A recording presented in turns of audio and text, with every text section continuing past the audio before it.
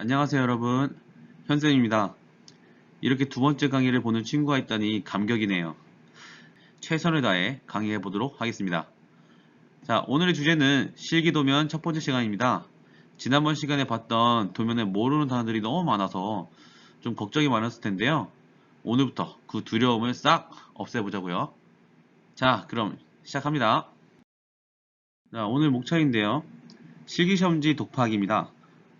정기기사 실기시험을 응시하기 앞서서 우리는 실기시험지에 대한 내용을 충분히 익숙한 상태로 만들어 놔야 할 필요성이 있습니다. 시험에서 원하는 방향이 아닌 그냥 무턱대고 연습만 한다면 분명 여기저기 모자란 부분이 생길 거예요. 그래서 이번 시간에는 실기시험에 대해 무슨 내용을 담고 있는지 알아보도록 합시다. 먼저 우리는 실기시험지가 어디 있는지부터 알아야 할 텐데요. 2020년부터 실기시험이 공개 문제 중에서 출제되는 방식으로 변경되었습니다. 그 공개 과제가 어디에 있는지부터 시작해 볼게요. 자, 이와 같이 Q&A 창을 열어요. 그러면 오른쪽 상단에 고객 지원이라는 메뉴가 있는데요. 마우스를 가져다 대면 창이 열리게 되고 자료실에 가면 공개 문제를 볼 수가 있습니다. 자, 그렇게 들어가면은 생각보다 많은 기능사들이 있어서 한눈에 전기기능사 공개 문제를 볼 수가 없거든요. 그 검색창에다가 전기기능사 치면 다음과 같이 전기기능사 문제를 얻을 수가 있어요.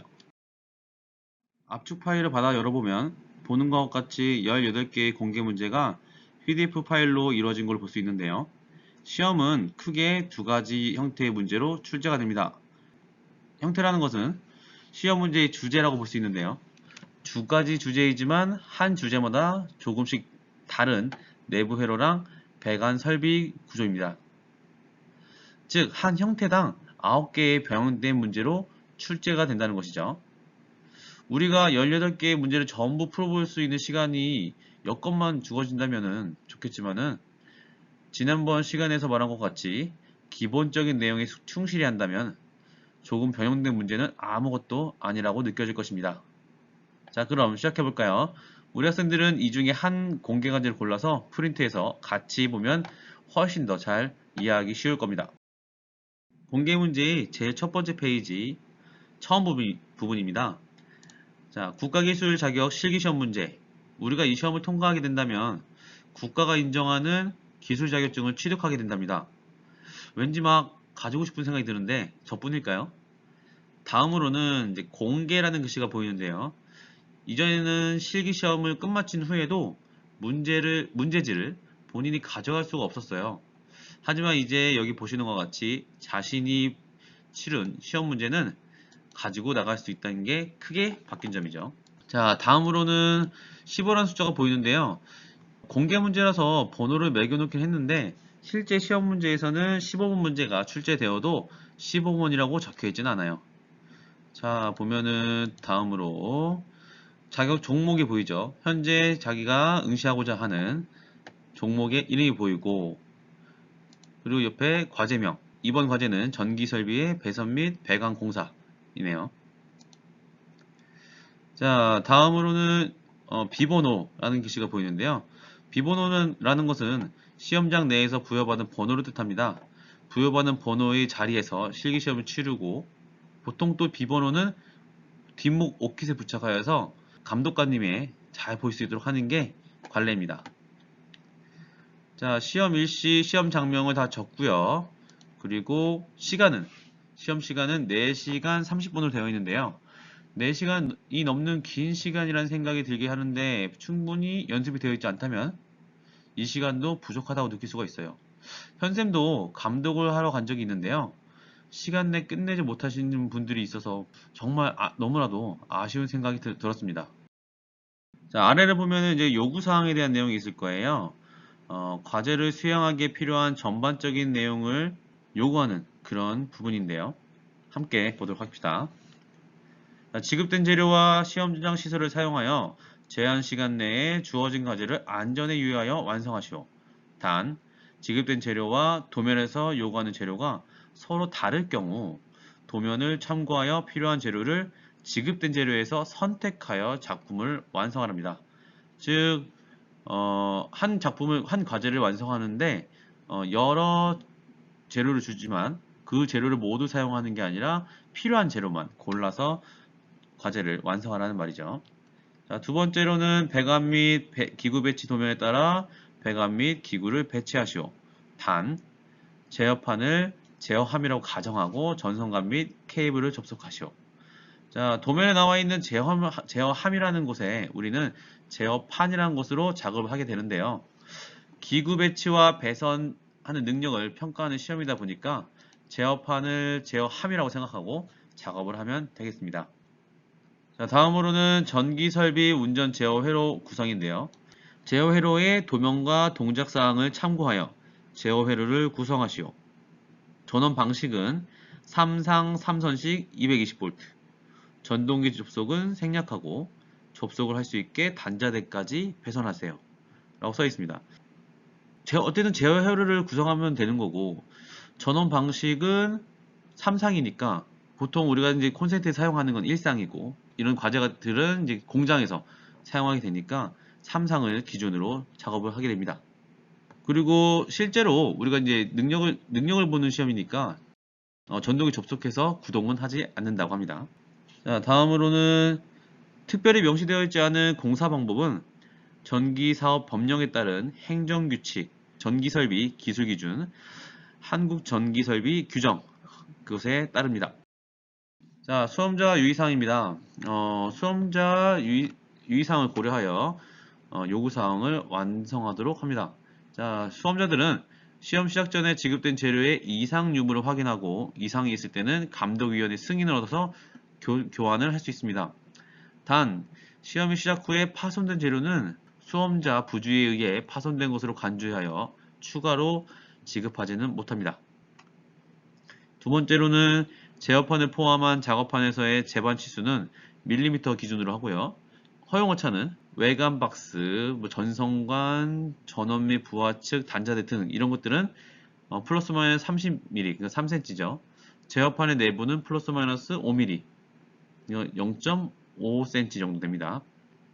이 정도의 허용 오차를 줄 수 있다는 거고, 단 치수는 도면에 표시된 사항에 의하며 표시되지 않은 경우에는 부품의 중심을 기준으로 합니다. 도면에 있으면 도면에 있는 대로 하면 되고, 만약 도면에 없으면은 부품의 중심을 기준으로 치수를 확인해 주면 되겠습니다. 자, 전선관의 수직과 수평을 맞추어 작업하고, 전선관의 곡률 반지름은 전선관의 안지름의 6배 이상, 8배 이하로 작업하여야 합니다.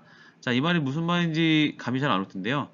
예쁘게 전선관을 구부리면 되는데, 이 예쁘게란 의미가 전선관을 구부릴 때 수직으로 구부리게 되는데, 이 홀을 그릴 때 예쁘게 그려주면 되겠다 라는 것입니다. 자, 네 번째입니다. 기구와 전선관 및 케이블이 접속되는 부분에서 여기서 기구는 컨트롤 박스, 팔각 박스, 제어판, 단자대와 같은 곳을 말하는 거고요.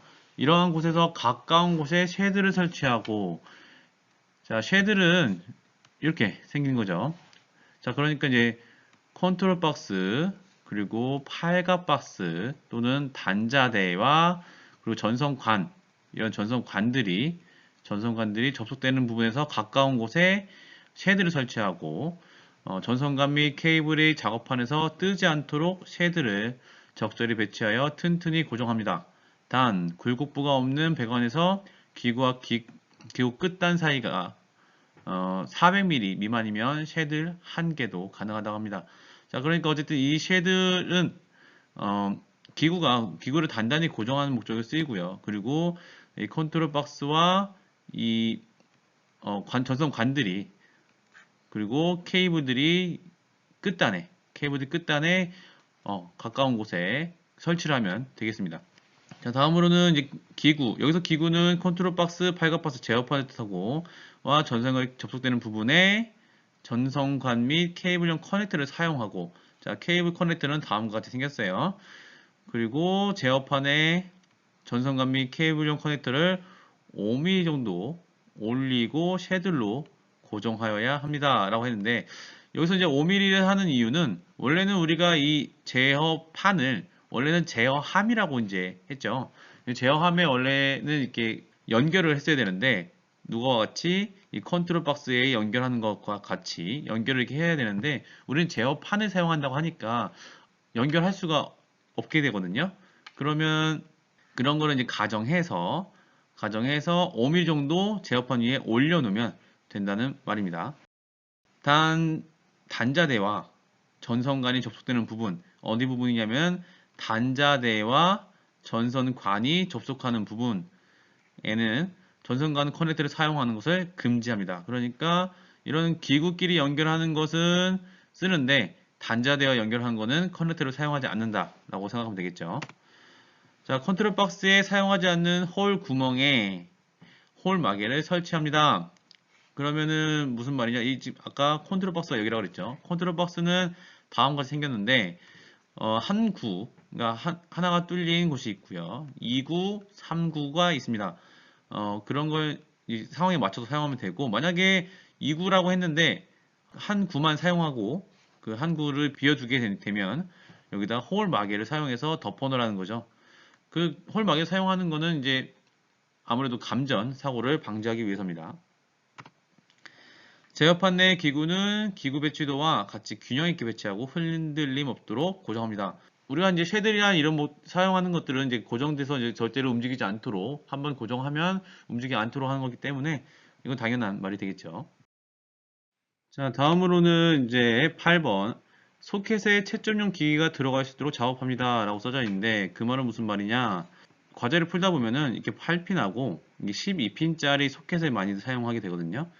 그런데 이제 그 8핀과 이제 12핀 또는 뭐 8핀과 8핀 그 사이에 이 간격들이 너무 좁게 되면은 채점할 때 이제 여기 소켓에 끼우는 이 기구들을 채점용 기구들을 우리가 끼울 수가 없게 돼요. 그러니까 서로 방해를 해서 그래서 이 사이를 어느 정도 일정한 간격으로는 꼭 띄워서 작업을 해달라라는 얘기고요.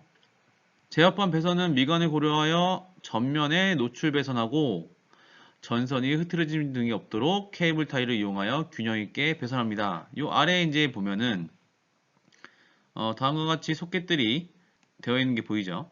이들의 이제 각각 연결하기 위해서 전선을 연결하게 되는데 이 전선을 흐트러짐 없이 이제 케이블 타이로 묶어서 정리가 되어 보이도록 이제 하라는 말이고요. 여기다 이제 제어판 배선 시 기구와 기구 사이의 배선을 금지한다라고 했습니다. 그러면 이제 기구를 꽂는 게 소켓이죠. 소켓과 소켓 사이 지금 이 라인들을 절대로 배선을 하면 안 된다 라는 말이 써져 있습니다. 자, 주회로는 2.5mm² 전선 그리고 보조회로는 1.5mm² 전선을 사용하고 주회로 색상은 갈색, L1 갈색, L2 흑색, L3 회색을 사용합니다. 자, 과거 같은 경우에는 우리가 그 RSTE라는 용어를 썼거든요. 변경이 되면서 R 대신에 L1, S 대신에 L2, T 대신에 L3, 그러니까 L1상, L2상, L3상 이렇게 이제 바뀌게 되었고요. 이 같은 경우에는 똑같이 씁니다. 여기다 이제 2라고 쓰기도 하고 P, 2라고 변경이 되었어요. 어쨌든 하는 역할은 뭐 1상, 2상, 3상, 이 3상을 뜻하는 거고 이 같은 경우에는 P 같은 경우에는 접지입니다. 자, 과거에는 이제 R상 흑적, 청, 녹 이런 식으로 사용했는데 지금은 갈, 흑, 회 그리고 녹색과 노란색이 섞인 것이죠. 이 다음 줄 보면은 이제 볼 수 있어요. 알 수 있어요. 보호도체 회로는 2.5mm² 녹색과 황색 전선으로 배선을 합니다. 이게 이제 녹색, 황선 전선 두 개 쓴다는 게 아니고 전선 자체가 이제 녹색이 있고요. 그리고 이제 황색이 교차해서 되어져 있는 전선을 사용하라는 겁니다. 자, 12번 같은 경우에는 퓨즈홀더 1차 측 주회로는 뭐 갈색과 회색을 전선 사용하고 보조회로는 1.5 황색을 사용하고 라고 하는데 이제 주회로가 보조회로가 뭔지 이제 아직 모르니까 이거는 나중에 그 회로 설명하면서 하도록 하겠습니다. 다음은 이제 케이블상의 주회로 색상과 상이한 경우에는 감독위원이 지정한 색으로 대체를 합니다. 그러니까 케이블이라는 게 있는데 케이블은 주 전후에만 사용하게 되고 그 선들이 색깔이 다르다면 이제 감독관이 이제 지정을 해주겠죠. 자, 단자의 전선을 접촉하는 경우 나사를 견고하게 조이고 단자 조임이 불량한다는 것은 피복이 제거된 나선이 2mm 이상 보이거나 피복에 단자를 물린 경우를 말한다라는 건데 우리가 이제 전선을 이 단자에다가 이게 소켓에 있는 단자에 연결을 하게 되는데 그때 이제 피복을 벗기는데 피복을 너무 많이 벗기거나 그리고 너무 조금 벗겨서 이 단자대에 피복이 물린 경우 그러면 이제 전기가 통하지 않겠죠. 그러면 이제 접촉 불량이 일어나게 되는데 그렇게 해서 하면 안 된다라고 얘기하는 거고 자, 한 단자의 전선이 세 가닥 이상이라고 했으니까 이것을 그만 금지한다고 했으니까 그 말은 이제 두 가닥까지는 가능하다. 세 가닥이 들어가게 되면은 이거는 잘못된 거다라고 이제 얘기하게 되겠죠. 전원과 부하 측 단자가 리밋 스위치 단자대, 블루투스 스위치 단자대는 가로인 경우는 왼쪽부터, 세로인 경우에는 위쪽부터 L1, L2, L3, P 그리고 UVW, P 순 그리고 LS1, LS2 순서는 그리고 E1, E2, E3 이 말은 이제 단자대가 있는데 우리가 단자대를 가로로 배치하는 경우가 있고 단자대를 세로로 설치를 하라라는 경우가 있거든요. 이런 경우에는 이제 왼쪽부터 순서대로 위쪽부터 순서대로 하라는 말이 되겠습니다. 그러니까 뭐 L1, L2, L3, P2 되겠고 여기는 L1부터 P2 이런 식으로 쓰는 거고 UVWE는 뭐냐면 주전원 같은 경우는 L로 표현하는데 이제 동작할 때 모터가 동작하는 그 선에 이제 연결이 되었을 때는 여기를 U, V, W, P, E라고 사용하게 되는데 얘도 마찬가지로 순서대로 UVWE, U, V, W, E, 뭐 P 이렇게 사용하면 된다. LS라는 거는 이제 아직 잘 모르는데 리밋 스위치에 대한 이제 약자로서 사용하게 됩니다. 여기 이제 도면이 나왔는데 보면은 이 TV1 같은 경우에는 가로로 설치되어 있고 이 TV2 같은 경우에는 세로로, TV4도 세로로, TV3는 가로로 설치되어 있죠. 이럴 경우에 순서를 정하는 것을 얘기해 놓은 거예요. 수업을 들은 친구들 고생을 많이 했고요. 어, 다음 시간에 이어서 나머지 시험지에 대해서 알아보도록 하겠습니다. 모두 고생했습니다.